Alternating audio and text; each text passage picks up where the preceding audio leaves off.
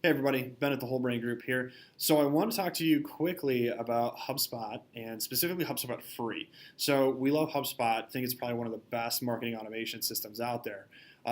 But for some clients, we've had a number of these clients in the past where getting started, they needed something where we could just go ahead and get some lead intelligence and capture some leads. So I'm going to tell you quickly about HubSpot Free.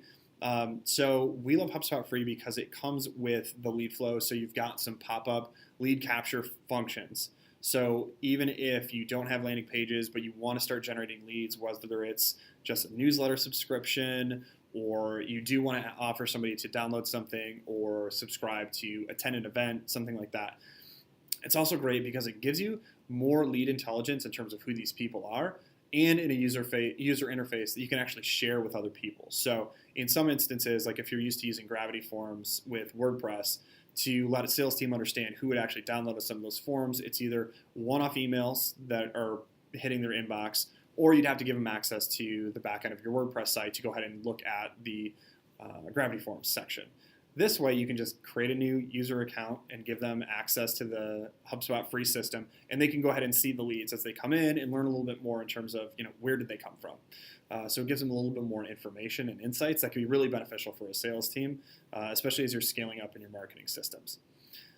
One of the other pieces that we love about it is that it plays nice with other systems. So a lot of times we've had clients where they wanted to keep their large email newsletter list inside of MailChimp.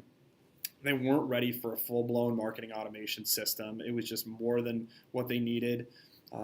They were a professional services firm, so it was a lot more on the principals and business development people to go ahead and build those relationships and network with people. But they just want to have something on the site to capture for newsletters and things like that.